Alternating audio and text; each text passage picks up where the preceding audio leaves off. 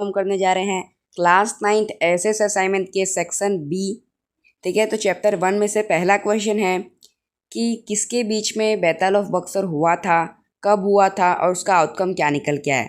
तो battle of Buxar हुआ था ईस्ट इंडिया कंपनी के आर्मी और यूनाइटेड आर्मी, जिसमें मीर कासिम जो कि नवाब ऑफ बंगाल से हट चुके थे, ठीक है, और शुजाउद्दौला जो कि नवाब ऑफ अवध थे, और मुग़ल एम्परर शाह आलम। ठीक है, कब हुआ था? 22 अक्टूबर 1764 को हुआ था। और इसमें जो कंपनी की आर्मी थी उसने हरा दिया था यूनाइटेड आर्मी को, और इसका रिजल्ट ये निकल के आया कि कंपनी को दीवानी राइट मिल गई। ठीक है, दीवानी राइट यानी कि रेवेन्यू कलेक्ट करने का राइट कहाँ कहाँ पे? बंगाल, बिहार और उड़ीसा पे।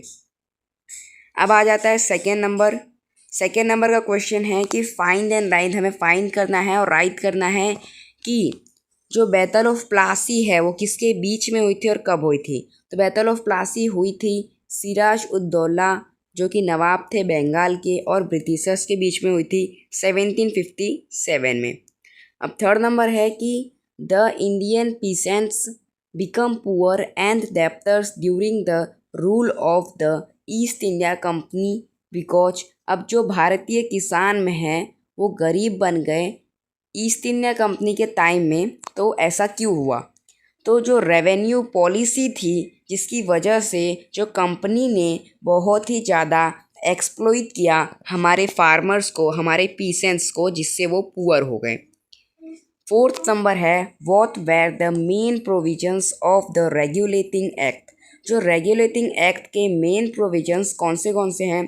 तो रेगुलेटिंग एक्ट जो कि पास किया गया था ब्रिटिश के पार्लियामेंट द्वारा, कब किया था? 1773 में। रॉन्गली हमारे टेक्स्ट बुक में गलत दिया गया है, ठीक है, वहाँ पे इंग्लिश गवर्नमेंट दिया गया है। The main provision of the regulating act were as follows. अब जो मेन प्रोविज़न है रेगुलेटिंग एक्ट के वो फॉलोस यानी कि यहाँ पे दिए गए हैं। The governor of Bengal was designated as the governor general of India. अब जो गवर्नर हैं बंगाल के उन्हें इंडिया का गवर्नर जनरल बना दिया गया। वैरन हेस्टिंग को अपॉइंट किया गया सबसे पहला गवर्नर जनरल इंडिया का। सेकेंड पॉइंट है the governors of Madras Chennai. Madras के गवर्नर्स और मुंबई एंड देयर काउंसिल्स और उनके जो काउंसिल्स हैं वो रखे गए किसके कंट्रोल में? गवर्नर जनरल के कंट्रोल में। All the trade and political activities, सभी ट्रेड और पॉलिटिकल एक्टिविटीज़ हो गई कंपनी के अंदर आएगा किसके कंट्रोल में? गवर्नर जनरल के कंट्रोल में।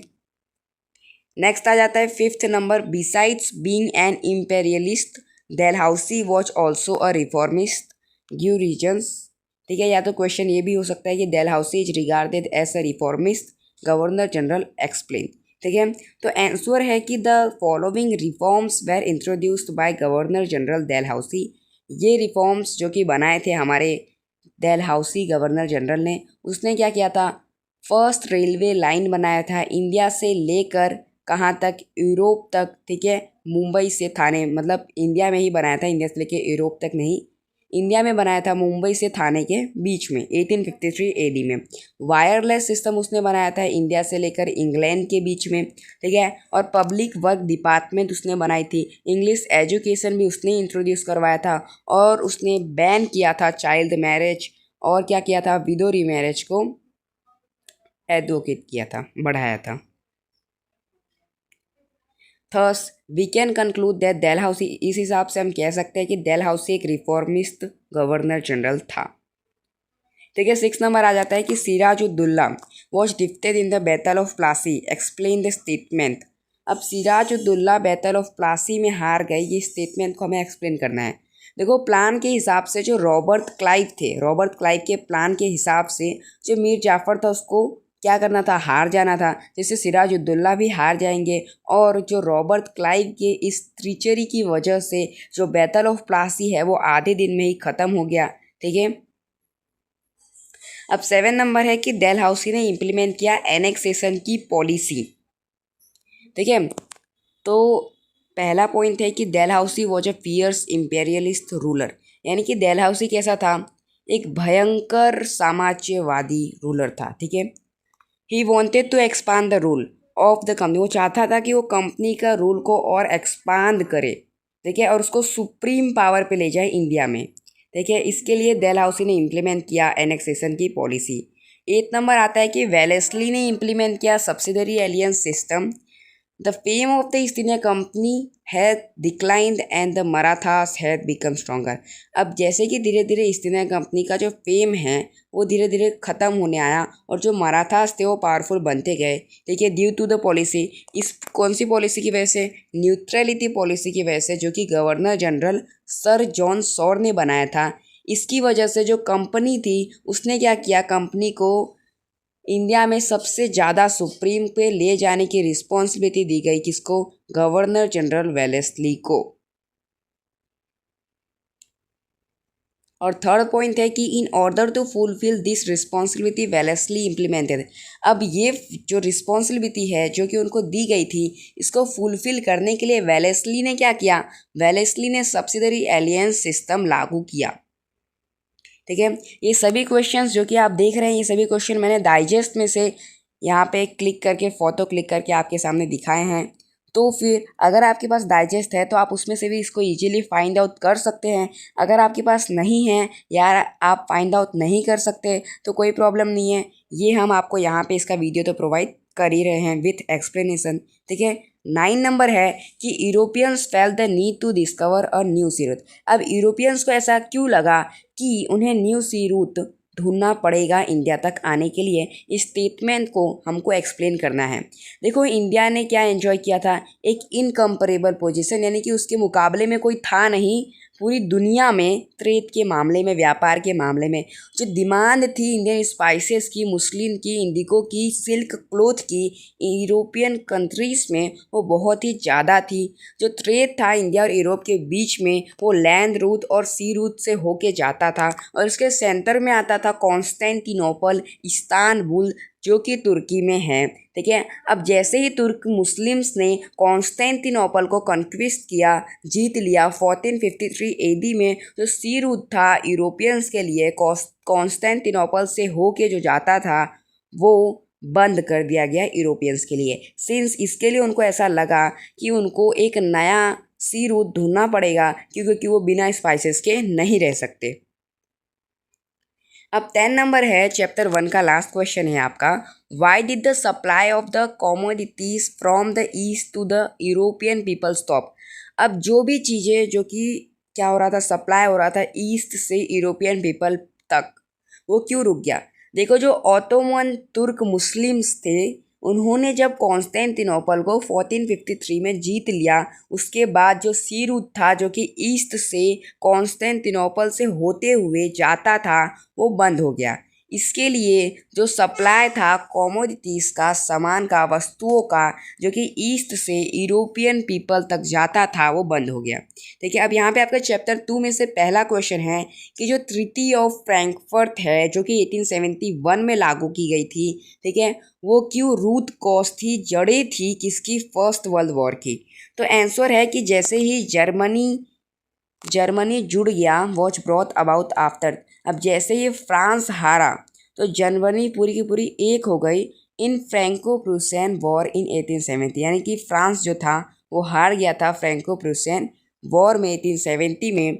तो फिर इस हिसाब से जो ट्रीटी ऑफ फ्रैंकफर्ट के हिसाब से फ्रांस को, जर्मनी को क्या देना होगा? पूरे के पूरे वॉर का कंपेंसेशन देना होगा, यानी जो भी खर्चा हुआ होगा वो कौन देगा? अपना फ्रांस देगा। और उसको उसके साथ साथ एल्जैक और लोरिन, ये 2 प्रोविंस भी जर्मनी को दे देने होंगे। France was humiliated by the treaty of Frankfurt. अब फ्रांस ये बदला तो लेने ही वाला था फ्रैंकफर्ट ट्रीटी का। क्यों? क्योंकि उसको पूरा का पूरा वॉर का फाइन पे करना पड़ा और ऊपर से उसकी लॉरेन और एल्जैक जैसी प्रोविंस भी जर्मनी ने ले ली। इसके लिए वो अपना ये बदला भूलने वाला नहीं था, वो इस अपमान का बदला जरूर लेता, ठीक है। तो ये जो ट्रीटी ऑफ फ्रैंकफर्ट थी ये खुद में ही एक रूट कॉज थी फ्रैंको जर्मनी, यानी कि ये दोनों के बीच में लड़ाई की, जो कि फर्स्ट वर्ल्ड वॉर की तरफ ले जा रही थी, ठीक है। अब सेकेंड नंबर है, there was a intense economic competitions rivalry between England and Germany. अब बहुत ही ज़्यादा इकोनॉमिक कंपटीशन था किसके बीच में, इंग्लैंड और जर्मनी के बीच में। ठीक है, इसका आंसर है England had established a vast empire. अब देखो इंग्लैंड ने बहुत ही ज़्यादा बड़ा एम्पायर एस्टैब्लिश कर लिया था 19th सेंचुरी में, और उसने खुद ने अकेले ने पूरे के पूरे जो एशिया और अफ्रीका का ट्रेड है उसके ऊपर उसके अकेले का राज चलता था। अब जर्मन भी जब एंटर हुआ ट्रेड के कंपटीशन में तो उसने ऑफर किया गुड्स, जो सामान है उसको और सस्ते में इंग्लैंड करते। देर बाई इस हिसाब से जो जर्मनी थी सेटर द ट्रेड मोनोपोली। फिर उसने क्या किया, जो इंग्लैंड का ट्रेड चल रहा था और जो फ्रांस का ट्रेड चल रहा था किसके ऊपर, एशिया और अफ्रीका के ऊपर, वो कम हो गया इंग्लैंड और फ्रांस का, और फिर जर्मनी का बढ़ने लगा धीरे धीरे।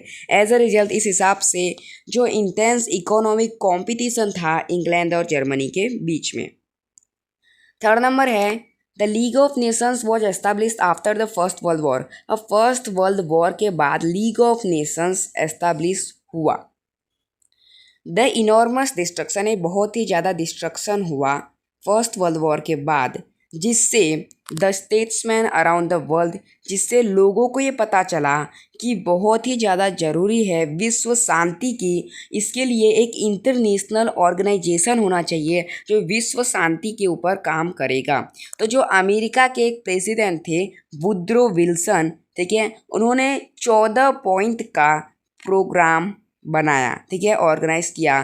कहाँ पे, पेरिस कॉन्फ्रेंस में उन्होंने 14 पॉइंट बताए, और ये जो पॉइंट थे वो किसके रिलेटेड थे, एस्टैब्लिश करने के एक इंटरनेशनल ऑर्गेनाइजेशन जो कि विश्व शांति के ऊपर वर्क करेगा, जिसका रिजल्ट ये निकल के आया कि जो लीग ऑफ नेशंस है वो एस्टैब्लिश हुआ फर्स्ट वर्ल्ड वॉर के बाद 10 जनवरी 1920 में। ठीक है, फोर्थ नंबर है कि जो सेल्फ कॉन्फिडेंस था वुमन का जो कि यूरोप में थे वो बढ़ता गया फर्स्ट वर्ल्ड वॉर के बाद। ठीक है, देखो during the first world war, अब जो फर्स्ट वर्ल्ड वॉर के बाद जो मैन की मेजोरिटी थी वो यूरोपियन नेशंस के आर्मी में, यानी कि लड़ाई में ज़्यादातर मैन थे। तो फिर जो मैन की मेजोरिटी थी वो लड़ाई में थी, तो फिर जो घर की रिस्पॉन्सिबिलिटी थी, फिर जो काम धंधे थे, ठीक है, ये सब अच्छे से वुमेन ने मैन के एब्सेंस में क्या किया, संभाला। इसका रिजल्ट ये निकल के आया कि जो सेल्फ कॉन्फिडेंस वुमन यूरोप में हो गए, ठीक है, फर्स्ट वर्ल्ड वॉर के बाद। फिफ्थ नंबर है कि 22 जनवरी 1905 को ब्लडी संडे ऑफ रसिया क्यों कहा जाता है। अब एक लार्ज पीसफुल प्रोसेसन रैली निकली एसटी पीटर्सबुर्ग, ठीक है, ये जो एसटी पीटर्सबुर्ग हैं इनके लीडरशिप में एक लार्ज पीसफुल प्रोसेसन रैली निकली जो कि फादर गैपन के सामने प्रेजेंट की जाएगी, और ये बहुत ज़्यादा यादगार थी, बहुत ज़्यादा यादगार थी। ठीक है, और ये किसके खिलाफ थी, सज़ार के खिलाफ थी। यानी कि ये जो पूरी की पूरी रैली थी वो कहाँ जा रही थी, एसटी पीटर्सबुर्ग जा रही थी। किसके लीडरशिप में, फादर गैपन के लीडरशिप में, और ये बहुत ज़्यादा यादगार थी क्योंकि ये जा रही थी सज़ार के सामने। अब जो सज़ार्स की आर्मी है उन्होंने ओपन फायर किया किसके ऊपर, अनआर्म्ड पीपल, यानी कि जो हमारे जो लोग थे जो कि जा रहे थे पीसफुल रैली के साथ, ठीक है, वो लोगों के ऊपर ओपन फायर कर दिया, और वो लोगों ने कुछ भी आर्म्ड यानी कि कोई भी उन्होंने अस्त्र शस्त्र नहीं लिए थे। देखिए, अब हजारों लोग मर गए, और जो स्नो था जो कि पैलेस के नज़दीक था, जो सज़ार के पैलेस के नज़दीक था, स्नो वो पूरा का पूरा लाल हो गया। और इस हिसाब से इसके बाद से 22 जनवरी 1905 को ब्लडी संडे माना जाता है रसिया के लिए। अब यहाँ पे 6 नंबर जो कि है आपका कि आपको टर्म्स, जो कि टर्म्स आपको दिए गए हैं, देखिए, एक्सप्लेन द फॉलोइंग टर्म्स, उनको एक्सप्लेन करना है। तो सबसे पहला है कि ब्लैक हैंड क्या था। देखो ब्लैक हैंड कुछ नहीं था, ये छोटा सा एक टॉपिक था जो कि आपके टेक्स्ट बुक में दिया था कि Black Hand was the Serbian terrorist organisation. ये एक सर्बिया का टेररिस्ट ऑर्गेनाइजेशन था जिसमें जो प्रिंस थे ऑस्ट्रिया के और उनकी जो वाइफ थी वो दोनों को मार दिया गया था बाय अ मेंबर, एक ब्लैक हैंड के मेंबर के द्वारा। ठीक है, अब ऑस्ट्रिया ने ब्लेम किया कि ये सब सर्बिया ने किया है, ठीक है। ऑस्ट्रिया देश ने ब्लेम किया कि ये सब सर्बिया देश ने किया है for the involvement in the act and gave an ultimatum to hand over the culprit. अब उन्होंने ऐसा बोला कि मैं तुम्हें 48 घंटे का मुहूर्त देता हूँ, तुम मुझे 48 घंटे के अंदर अंदर जिसने भी हमारे राजा को और रानी को मारा है उस कल्प्रिट को हमारे सामने रख दो, उस अपराधी को हमारे सामने 48 घंटे में रख दो, ठीक है। ये था ब्लैक हैंड, ठीक है। अब आ जाता है लीग ऑफ नेशंस। इस टर्म के बारे में हमें लिखना है। देखो लीग ऑफ नेशंस तो आपको पता ही है, ये एक इंटरनेशनल ऑर्गेनाइजेशन है जो कि एस्टैब्लिश किया गया था। कब किया गया था? 10 जनवरी 1920 को, फर्स्ट वर्ल्ड वॉर के बाद। क्यों किया गया था? क्योंकि बहुत ही ज़्यादा डिस्ट्रक्शन हुआ था, इनॉर्मस डिस्ट्रक्शन हुआ था फर्स्ट वर्ल्ड वॉर की वजह से। इसकी वजह से पूरी दुनिया को लगा कि भाई एक ऑर्गेनाइजेशन ऐसा होना चाहिए जो मेंटेन करेगा वर्ल्ड पीस, पूरी दुनिया की शांति, ठीक है, और वो प्रोवाइड करेगा कलेक्टिव सिक्योरिटी, यानी कि अच्छी तरीके से सिक्योरिटी, और प्रमोट करेगा इंटरनेशनल कोऑपरेशन को, ठीक है। अब थर्ड जो टर्म है वो है द ट्रीटी ऑफ वर्सेल्स, ठीक है। तो जैसे कि आपको पता ही होगा कि जो ट्रीटी ऑफ फ्रैंकफर्ट थी वो रीजन था फर्स्ट वर्ल्ड वॉर का, और जो ट्रीटी ऑफ वर्सेल्स थी वो रीजन थी सेकेंड वर्ल्ड वॉर की, ठीक है। तो फ्रैंकफर्ट ट्रीटी तो आपने पहले देख लिया कि उसमें जो जर्मनी थी वो जीत गई फ्रांस से, और उसने फ्रांस को बोला कि तू मुझे पूरे के पूरे वॉर का जो खर्चा आया है वो तू पे करेगा, और जो अल्जैक और लोरिन ये 2 प्रोविंस हमको देगा, ठीक है। ये था, और इसकी वजह से फर्स्ट वर्ल्ड वॉर हुआ था आगे जाके, ठीक है। अब यहाँ पे जो ट्रीटी ऑफ वर्सेल्स है इसमें क्या होता है, देखो जब फर्स्ट वर्ल्ड वॉर का अंत हुआ था तो जो जर्मनी था वो बहुत ज़्यादा ख़राब कंडीशन में आ गया था, और उसने सरेंडर कर दिया था किसके सामने? एलाइड नेशंस के सामने। एलाइड नेशंस के तरफ बहुत सारे नेशंस थे जिसमें फ्रांस और बहुत सारे नेशंस आ जाते हैं, ठीक है।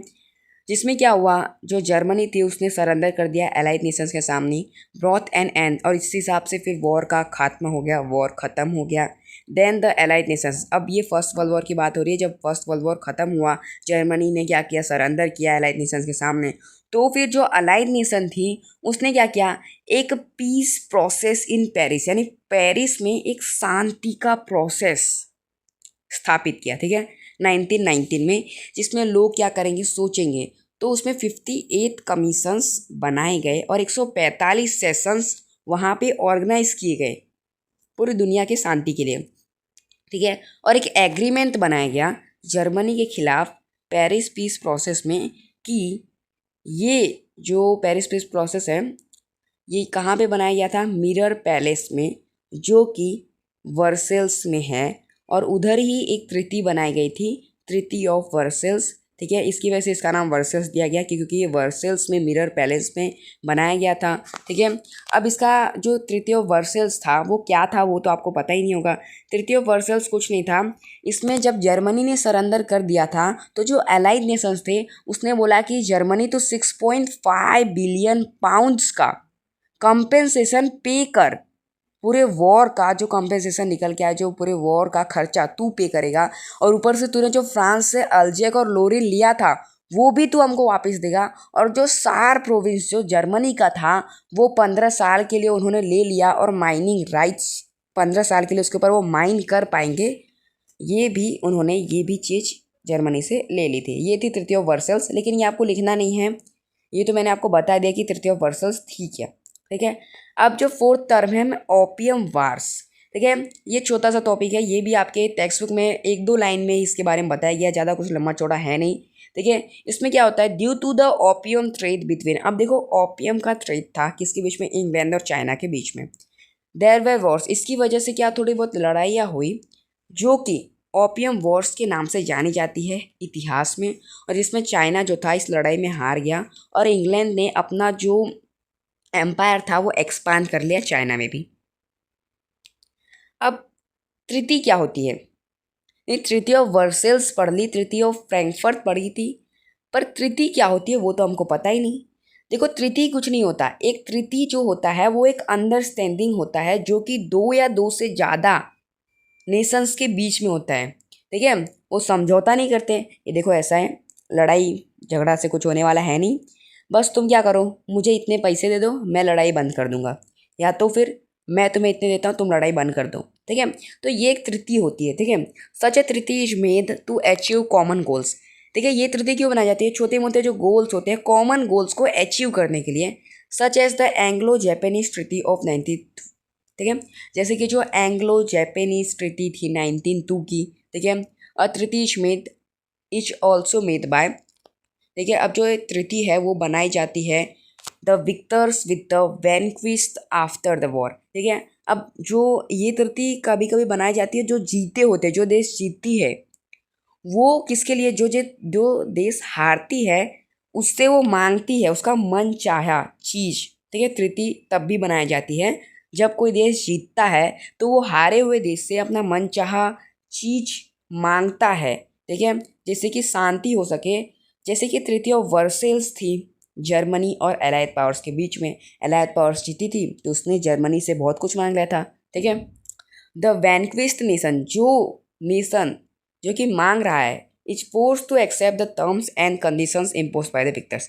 यानी कि जो नेशन जो जीता है, ठीक है, जीतने वाला जो नेशन है, वो जो हारने वाला नेशन है उससे जो भी मांगेगा वो हारने वाले नेशन को देना ही पड़ेगा। किसी भी हालात में उसको एक्सेप्ट वो टर्म करना ही पड़ेगा। ठीक है, अब ये आपका सिक्स टर्म है यूनिफिकेशन। यूनिफिकेशन, ये वर्ड का मतलब तो आपको कुछ समझ आ ही रहा होगा। यूनिफिकेशन मतलब कि जुड़ना। ठीक है, तो चलिए इसको पढ़ लेते हैं। देखो, यूनिफिकेशन एक प्रोसेस है ऑफ इंटीग्रेशन ऑफ द, यानी कि जुड़ना किसका? छोटे से स्टेट और फिर छोटे छोटे स्टेट्स का जुड़ना, जिससे एक यूनाइटेड स्टेट बनाया जाए जो कि एक स्ट्रॉन्गर स्टेट बन जाए। ठीक है, छोटे छोटे दो स्टेट मिलके एक यूनाइटेड स्टेट बनाए जो कि स्ट्रॉन्ग हो। Unification of the Germany principalities which brought about by prince Bismarck. ठीक है, अब यहाँ पे जो यूनिफिकेशन था जर्मनी का, ठीक है, जो कि किसने किया था?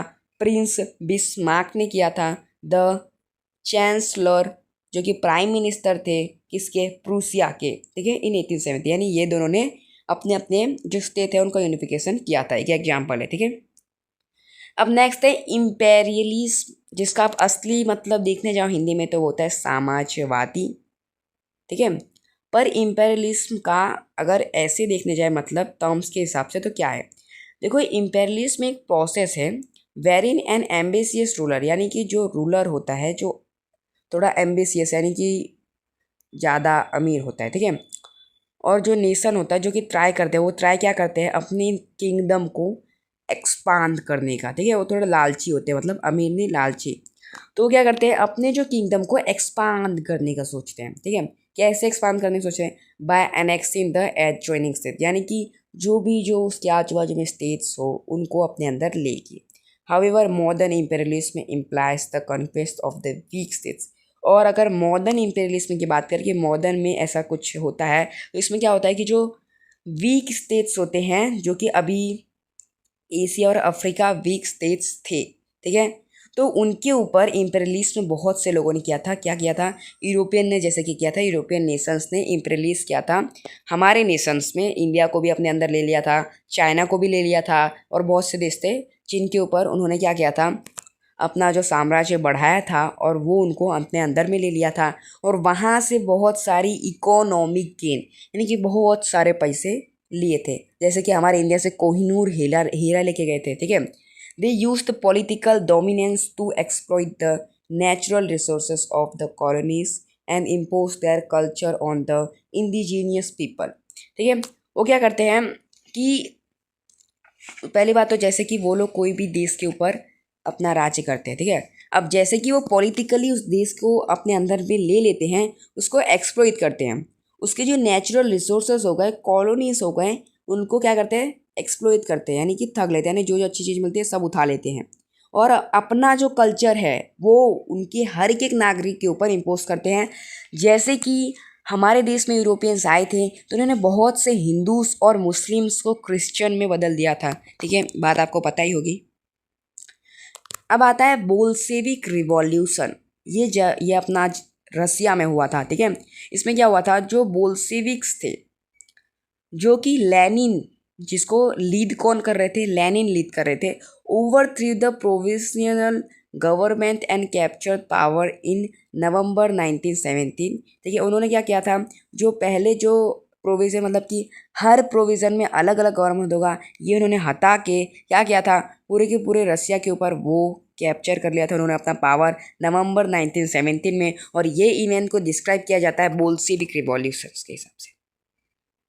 ठीक है, ब्लडी संडे, तो फिर यहाँ पे मैंने कुछ लिखा है कि see answer to assignment 5 number. ठीक है, ये कुछ नहीं है, असाइनमेंट के चैप्टर नंबर 2 यानी सेक्शन बी जो अभी हमने पीछे किया था, सेक्शन बी का चैप्टर नंबर 2 का जो 5th नंबर है, जो कि आपने क्वेश्चन याद हो तो ब्लडी संडे का रीजन्स है ना, बस ब्लडी संडे क्यों बनाया, तो बस वो जो पॉइंट हमने अभी पढ़ा था वही पॉइंट का सेम टू सेम आंसर्स इधर ही होगा। ठीक है, कि एक लार्ज पीसफुल प्रोसेसन्स की रैली किसके लीडरशिप में, फादर गैपन के लीडरशिप में एस.टी. पीटर्सबर्ग में जाती है।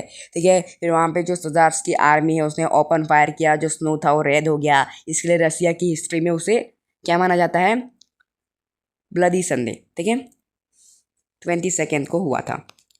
अब यहाँ पे ये आपका 3rd चैप्टर में से पहला क्वेश्चन है, ये जो म्यूसोलिनी थे उन्होंने एस्टेब्लिश किया एक फैसिस्ट पार्टी इटली में। ठीक है, फैसिस्ट पार्टी क्या है, ठीक है, तो चलिए देखते हैं असलियत में है क्या। तो देखो, Italy was discontented after the first world war. अब इटली जो थी उसको क्या किया गया था, वो इग्नोर किया गया था। मतलब फर्स्ट वर्ल्ड वॉर में जो इटली थी वो भी एलाइड नेशंस की तरफ से थी, लेकिन सबने जर्मनी से अपने अपने हिस्से का जो जो अच्छा लगा सब उठा लिया, पर इटली को तो किसी ने कुछ दिया ही नहीं, और इटली ने ही थोड़ा ज़्यादा खर्चा किया था जीतने के लिए। ठीक है, promises made by the allies were not fulfil. जो एलाइज नेशन थे कि उन्होंने प्रॉमिस किया था इटली से कि भाई इटली तू हमारे एलाइड नेशंस की तरफ से लड़, ठीक है, हम देखो प्रॉमिस करते ये देंगे वो देंगे, और उन्होंने वो कुछ भी नहीं किया। ठीक है, उन्होंने क्या किया, पूरी तरीके से इग्नोर कर दिया और इटली को कुछ भी नहीं दिया, कोई भी टेरिटरी नहीं दी, 1-2 टेरिटरी को छोड़ के। ठीक है, there was acute shortage of essential commodities. अब इसके लिए जो इटली में छोटे छोटे चीज़ों की भी कमी होने लगी।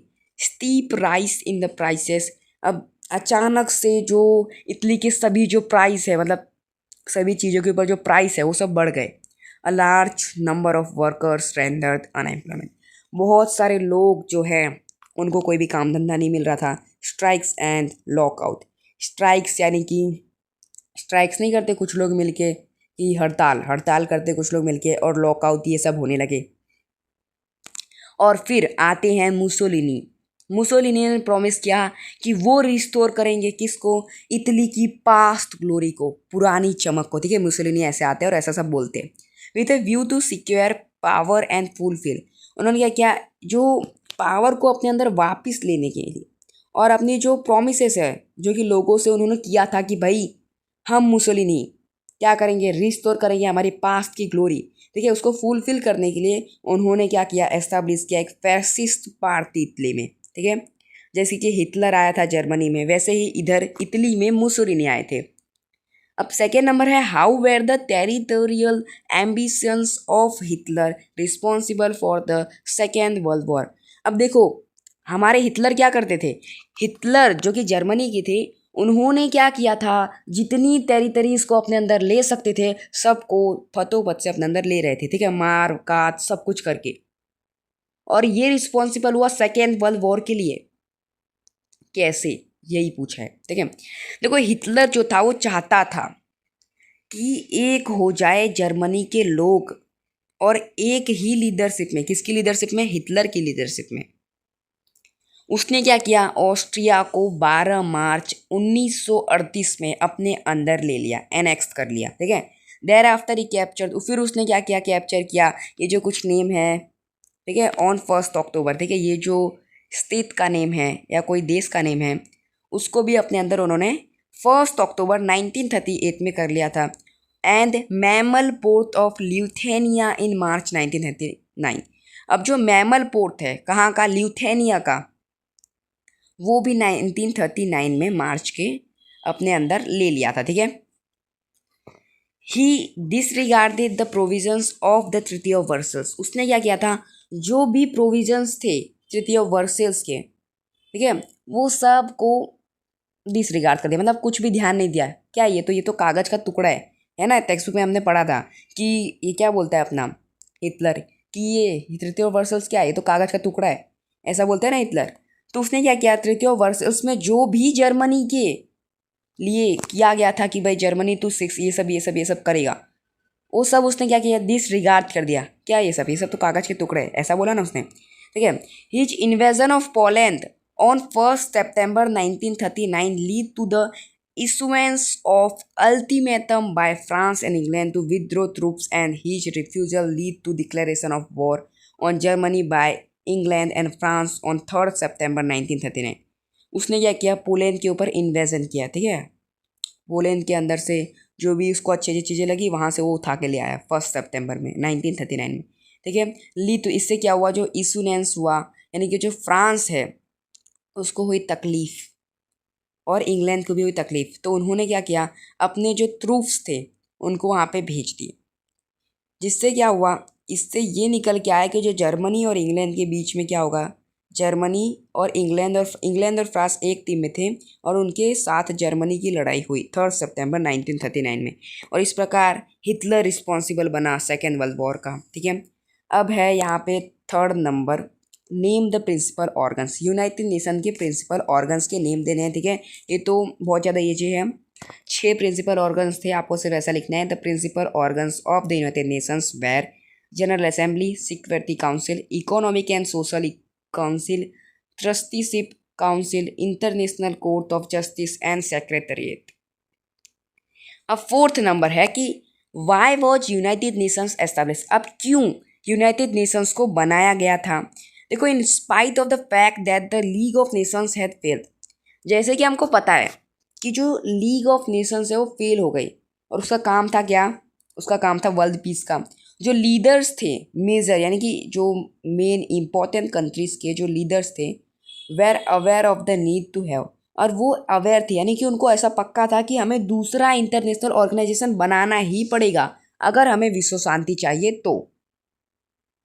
The destruction caused by the second world war was enormous, और जो सेकेंड वर्ल्ड वॉर के बाद जो डिस्ट्रक्शन हुआ वो बहुत ही ज़्यादा भयंकर हुआ, ठीक है। The dropping of atom bomb, जैसे कि आपने ये तो बहुत ज़्यादा सुना होगा आपने कि एटम बम गिरा जापान के 2 स्टेट्स में, हिरोशिमा और नागासाकी, ठीक है। तो जैसे ही एटम बम गिरा जापान के ऊपर, एंड द डिस्ट्रक्शन कॉस्ट, और जो डिस्ट्रक्शन हुआ वर्ल्ड लीडर्स के द्वारा, तो फिर इसके लिए उन्होंने एस्टैब्लिश किया यूनाइटेड नेशंस, तो ये प्रिवेंट करने के लिए जो सभी डिस्ट्रक्शन हो रहे थे, ठीक है, जो कि ले जा रहे थे थर्ड वर्ल्ड वॉर की तरफ, इसके लिए उन्होंने यूनाइटेड नेशन बनाया, जिससे क्या होगा, सेकेंड वर्ल्ड वॉर को रोका गया और थर्ड वर्ल्ड वॉर से बचा गया, ठीक है। और यूनाइटेड नेशंस को इसके लिए इसका काम ही यही था कि भाई वॉर को बचाना और विश्व शांति, ठीक है। अब फिफ्थ नंबर है हमारे सामने कि name the factors responsible for the outbreak of the second world war. Second world war के फैक्टर्स हमें बताने हैं, ठीक है। देखो, सेकेंड वर्ल्ड वॉर के फैक्टर्स है फियर्स नेशनलिज्म, यानी कि सबको ऐसा हमारा देश देश के प्रति प्यार और दूसरे देश चाहे भाड़ में, ठीक है। फियर्स नेशनलिज्म यानी भयंकर देश प्रेम। Groupism and among the nations, यानी कि ग्रुपिज्म यानी कि 4-5 नेशन मिल के ग्रुप बना रहे हैं, तो यहाँ पे जो दूसरे नेशन है उनकी जल रही है कि भाई ऐसा क्यों कर रहे हैं। मिलिट्रीज्म, ठीक है, मिलिट्रीज्म यानी कि कोई देश में तो वहाँ के PM CM ये सब का चल ही नहीं रहा, वहाँ पे सिर्फ मिलिट्रिज्म चल रहा है। जैसे कि अभी के टाइम में आपने देखने जाते हो नेपाल में मिलिट्रिज्म चल रहा है, ठीक है। वहाँ के जो PM है वो हट चुके हैं, उन्होंने सोशल मीडिया को बंद करने की बात की, तो वहाँ पे जो मिलिट्री है वो अभी देश को चला रहे हैं। तो ऐसे ही कुछ देशों में उस समय पे भी मिलिट्रिज्म हो गया था। Failure of the League of Nations, अब लीग ऑफ नेशंस फेल हो गया था, ठीक है। इसकी वजह से जो विश्व शांति वो भी धीरे धीरे खत्म हो रही थी। पेरिस पीस कॉन्फ्रेंस, ठीक है। अब ट्रीटी ऑफ वर्सेल्स तो आपको पता ही है, जर्मन के प्रति इतना अच्छा नहीं गया था तो हिटलर आ गए थे, तो ये भी पेरिस पीस प्रोसेस में जो जर्मनी के प्रति किया गया था ट्रीटी ऑफ वर्सेल्स, वो भी एक रीजन था। इम्पेरियलिस्टिक एम्बिशंस, अब हिटलर का भाई, हिटलर चाहते थे कि भाई हम तो पूरे देश के ऊपर राज करेंगे, है ना, हम तो पूरी दुनिया के ऊपर राज करेंगे, वो इम्पेरियलिस्टिक थे, ठीक है। इसकी वजह से ये एक रीजन था। और 7th पॉइंट है कि जर्मन ने पोलैंड के ऊपर ठगा, मतलब वहाँ से जो जो अच्छी इन्वेजन किया, मतलब उसके अंदर गए, जो अच्छी चीज़ लगी उसको उठा के लिया है। ठीक है, तो 1 सितंबर 1939 में उन्होंने ऐसा किया था, जर्मन ने पोलैंड के ऊपर इन्वेजन। ठीक है, अब यहाँ पे चैप्टर 3 का जो नंबर 6 है कि हमें कुछ टर्म्स को एक्सप्लेन करना है। सबसे पहला टर्म है फैसिस। फैसिस क्या है? देखो, fascism evolved from the Italian word. Fascism एक इटालियन वर्ड फैसिस से आया है, जिसका मतलब होता है absolute control of the state on all things. यानी कि जो स्टेट है, स्टेट राज्य, उसका पूरा का पूरा कंट्रोल है सभी चीज़ों के ऊपर। फैसिस का मतलब ये होता है।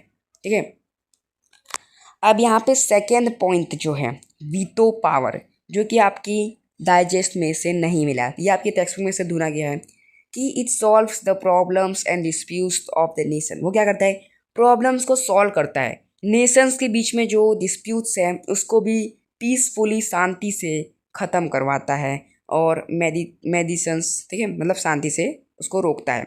When any one permanent member does not oath, जब कोई एक परमानेंट मेंबर ओथ नहीं करता या सपोर्ट नहीं करता कुछ इम्पोर्टेंट इंटरनेशनल मैटर में, इट कैनॉट टेक, तो फिर वो डिसीजन नहीं लिया जाएगा। और ये जो पावर है वो 5 परमानेंट मेंबर्स के पास है, जिसको हम कहते हैं वीटो राइट टू देनी, या तो राइट टू देनी भी कहते हैं। ठीक है, रसिया, और जो रसिया है उसने वीटो पावर को मैक्सिमम टाइम्स यूज किया है अब तक। थर्ड नंबर है यूएन, यूनाइटेड नेशंस। ठीक है, ये आपको पता होगा, ये पूरी विश्व शांति के लिए किया गया था। देखो, eight the end of world war 2 के एंड में 24 अक्टूबर 1945 में यूनाइटेड नेशन एस्टेब्लिश किया था, जिसका पर्पस था पीस, शांति, सिक्योरिटी एंड को एग्जिस्टेंस इन द वर्ल्ड। उसके जो हेडक्वार्टर्स है वो न्यूयॉर्क में है। फोर्थ नंबर है कोल्ड वॉर। ठीक है, the USA and the USSR, USA यानी कि अमेरिका और यूएसएसआर यानी कि रसिया, ठीक है, emerge as the super powers at the end of the second world war. Second world war के बाद यही दो ऐसे देश थे जिनके पास सबसे ज़्यादा पावर थी। The ideological conflict between these two lead to the formation of the capitalist and communist blocs. अब ये दोनों की जो सोच थी थोड़ी थोड़ी अलग थी, तो इनके बीच में धीरे धीरे जो भेद थे वो बढ़ते जा रहे थे। मैनी स्मॉल नेशंस, कुछ छोटे मोटे नेशंस ने किसको ज्वाइन किया? डर के मारे किसी ने रसिया को ज्वाइन किया, किसी ने किसको ज्वाइन किया? अमेरिका को ज्वाइन किया। The ideological conflict, the war of words and the race for nuclear armaments created a tense situation around the world. यानी कि अभी जो लड़ाई हुई थी, ठीक है, उसके बाद क्या हो रहा था? लोग लगे हुए थे अपनी आर्मी बनाने में, अपने शस्त्र बनाने में, क्योंकि उनके पास टेंशन था कि भाई आजू बाजू से कहीं से हमला नहीं हो जाए। ठीक है, जिसको हम कोल्ड वॉर को डिस्क्राइब करते हैं। यानी कि ये वॉर हुई नहीं थी कोल्ड वॉर, ये सिर्फ नाम, ठंडा वॉर, यानी कि जिसमें सब डरे हुए थे, कोई कुछ कर रहा था, कोई कुछ कर रहा था, लड़ाई नहीं हुई लेकिन इसमें। ठीक है, FAO क्या था? देखो, FAO का full form food and agricultural organisation. ठीक है, जो एक स्पेशल एजेंसी है, जो क्या करेगी, जो यूनाइटेड नेशन की एजेंसी है, दैट वो क्या करेगी, इंटरनेशनल में, मतलब इंटरनेशनल लेवल पे एफर्ट करेगी इम्प्रूव करने का, एग्रीकल्चर को, एग्रीकल्चर का जो प्रोडक्शन है उसको इम्प्रूव करने का। ठीक है, फॉरेस्ट, फिशरीज प्रैक्टिसेस, और ये एंश्योर करेगी कि जो अच्छे न्यूट्रिएंट्स हैं वो लोगों तक मिले। UNICEF, जिसका फुल फॉर्म होता है United Nations International Children's Emergency Fund undertakes child welfare activities to improve the health of the children of the world. देखिए, इसका फुल फॉर्म है United Nations International Children's Emergency Fund. यानी कि इसका काम क्या होता है? इसका काम होता है चाइल्ड के वेलफेयर के लिए जो एक्टिविटीज़ की जाती है, यानी कि उनकी हेल्थ के लिए, उनकी हेल्थ को इम्प्रूव करने के लिए, पूरी दुनिया के जो चिल्ड्रंस हैं उनको अच्छे से खाना मिले, अच्छे से एजुकेशन मिले, इसके ऊपर काम करती है UNICEF। सेवेंथ टर्म है UNESCO, यानी कि United Nations Educational, Scientific and Cultural Organisation, जो कि वर्क करती है इम्प्रूव करने का। क्या इम्प्रूव करता है? कोऑपरेशन, किसके बीच में? देशों के बीच में, जो कि रिमूव करेंगे इलिटरेसी रेजिंग, जो कि लोगों के बीच में बढ़ रहा है। इलिटरेसी यानी कि जो पढ़े लिखे लोग कम हो रहे हैं ना, तो इलिटरेसी हो रहा है जो लोगों के बीच में हो रहा है, तो फिर जो स्टैंडर्ड लोग हैं उनके बीच में वो पढ़ नहीं पा रहे हैं, ठीक है। एजुकेशन लोगों को देगी ये, और क्या करेगी, लोगों को जस्टिस देगी, एजुकेशन देगी, और साइंस और कल्चरल रिसोर्सेज भी उनको प्रोवाइड करेगी। ठीक है।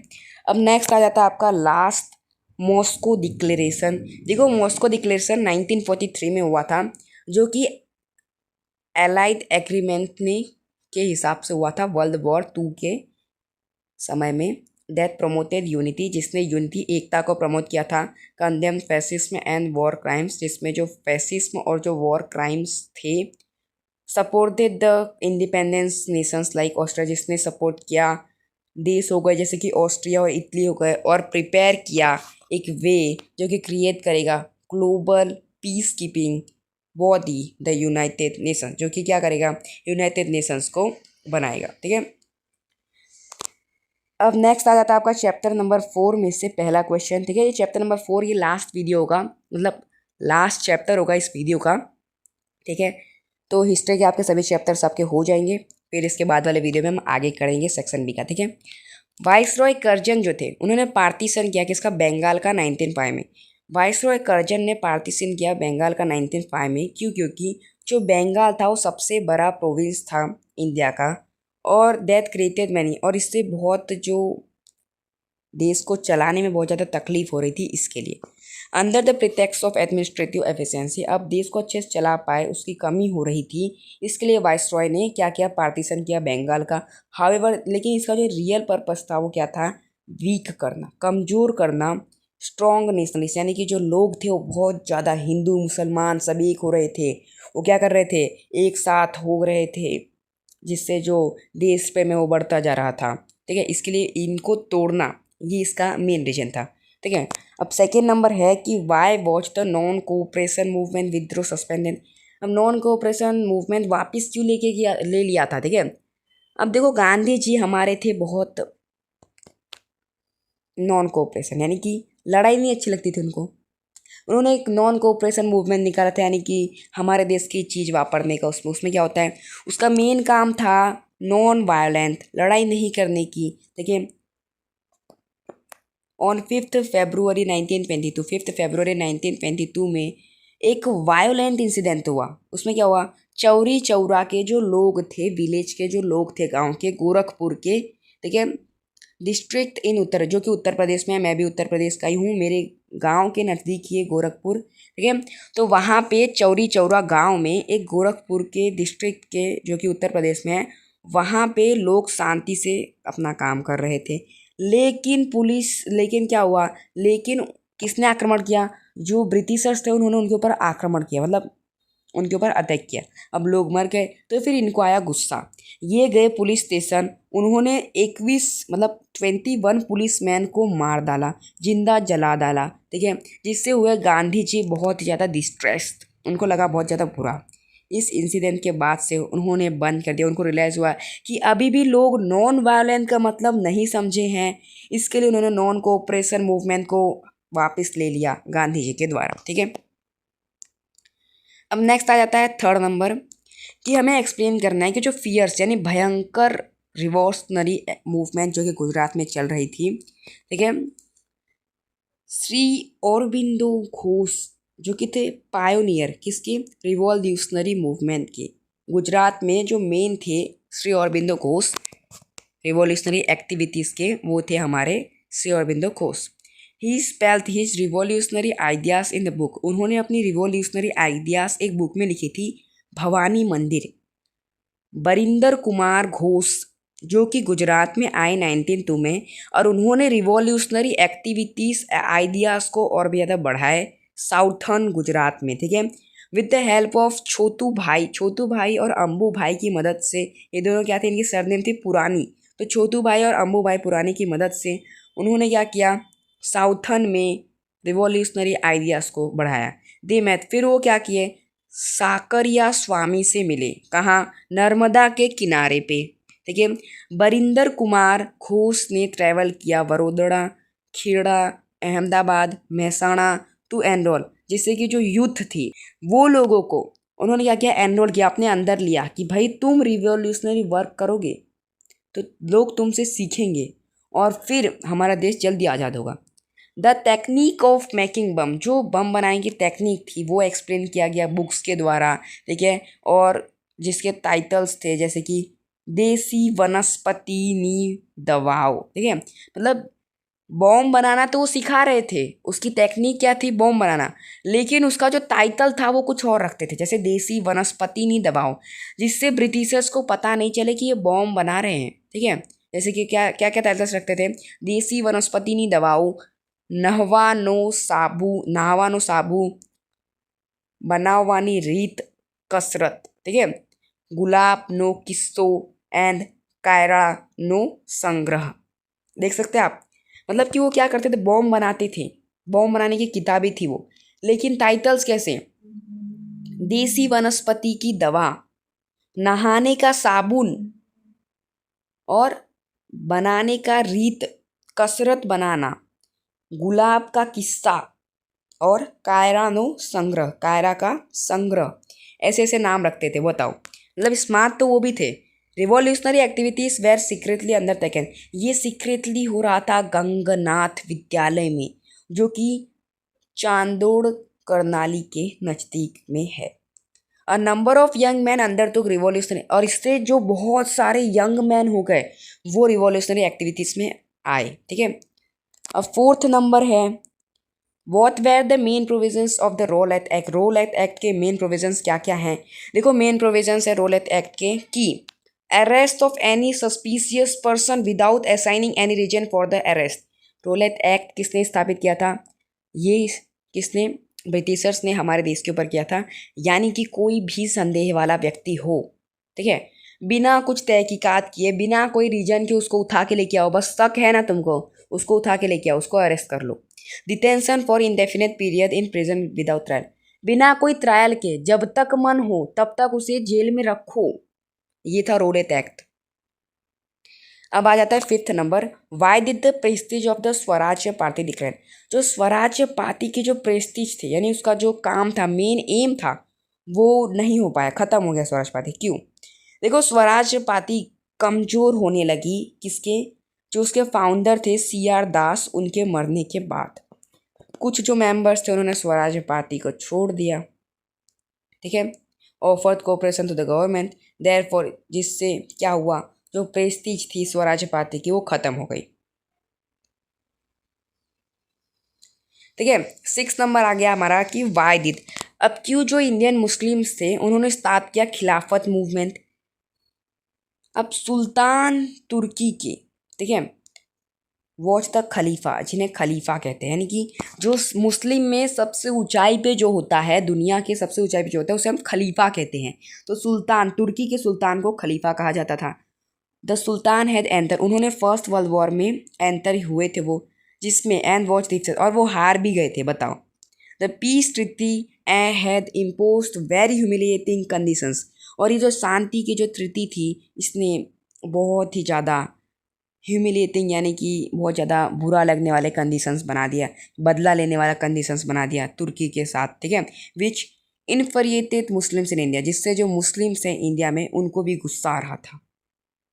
दे wanted the condition impose on the Khalifa to be lighten by England, England ने जो भी हमारे खलीफा, ठीक है, मुस्लिम्स का जो खलीफा है उनके ऊपर जो भी उन्होंने इम्पोज किया था कि ट्रीटी के हिसाब से, ट्रीटी तो आपको पता ही होगा, जो जीतता होगा, जो जीतने वाला बंदा है वो हारने वाले बंदे के ऊपर कहता है कि तुम ये करोगे, और उसको करना ही पड़ता था। तो वो चाहते थे कि इन्होंने जो हमारे खलीफा को कहा है वो ये कम कर दें, देयरफॉर इसकी वजह से जो इंडियन मुस्लिम्स थे उन्होंने खिलाफत मूवमेंट किया इंग्लैंड के खिलाफ, ठीक है। इसके बाद वाले वीडियो में हम करने वाले हैं चैप्टर नंबर 8 से कंटिन्यू।